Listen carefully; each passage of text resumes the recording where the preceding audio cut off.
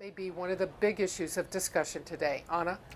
Barbara, thank you. General Hertling, as Barbara just pointed out, no representatives from Syria will be at that table with this meeting today talking strategy. It seems that the Obama administration has sort of had an Iraq first perspective on this. How worrisome is it that ISIS is now within 8 to 10 miles from Baghdad?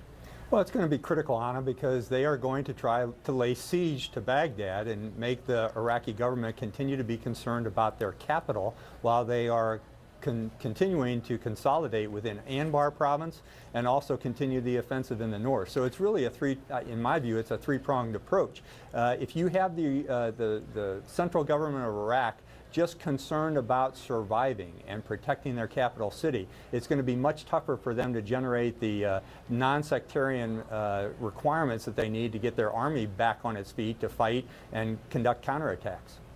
Clearly, airstrikes aren't doing the job. They have not held back ISIS. They continue to advance. Do you expect a change in strategy today?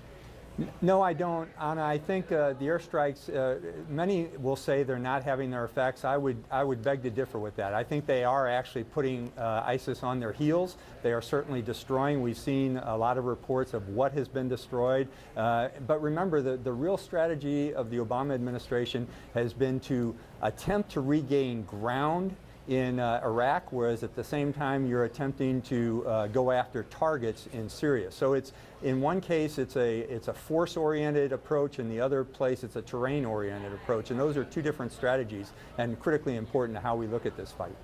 Let's focus in on what's happening there along the Syria-Turkey border in the town of Kobani, where we now know ISIS militants have almost taken the town. Some of the Kurdish fighters on the ground saying it could be impossible to hold on pretty soon. We know that over the weekend, U.S. officials had said Turkey had finally agreed to allow the U.S. access to its air bases, but then Turkey's sort of reneged on that deal yesterday. Why do you think that is?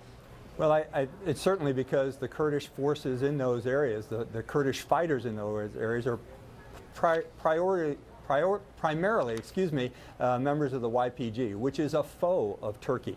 Turkey doesn't mind some of the things that are going on in the Syrian enclave. They want to go after Bashar al-Assad. They don't want to just provide these kind of attacks against ISIS in this area. So I think what you'll have to watch very closely in the near future is what happens in Kobani. Can the Kurdish fighters in that region continue to hold off? And I think they can with some resupply, and they're getting some of that. But if they don't, what's going to happen next? What will be the strategy of the ISIL at that point? Will they go to the northwest toward Aleppo? Will they go to the northeast toward other Kurdish cities along the Turkey border? And it'll be a critical approach to watch.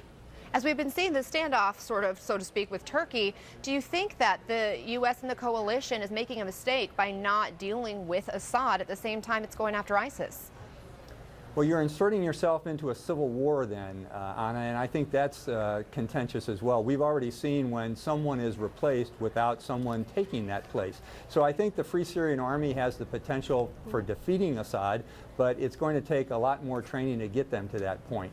You don't want to have a regime change without someone there to take their place, and I think that's the critical question we have to keep asking. Who is going to take Assad's place if he is overthrown? All right, General Mark Hertling, thank you for your expertise, and we appreciate you spending time with us today. This is CNN Breaking News.